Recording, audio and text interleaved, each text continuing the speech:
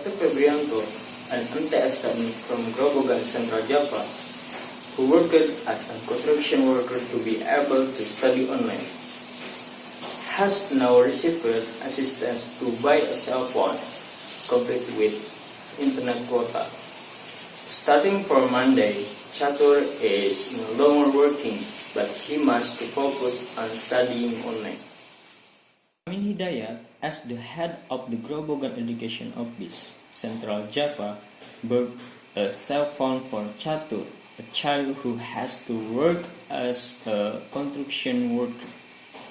He finally got a cell phone to be able to study online with the condition that he could no longer work as a construction worker and had to focus on studying online.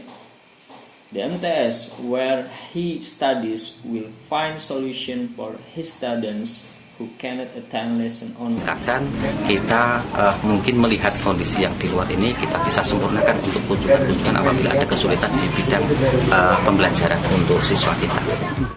Chatur worked for a wage of 50,000 rupiah per day, but recently the money earned from work has also been used to help support family needs.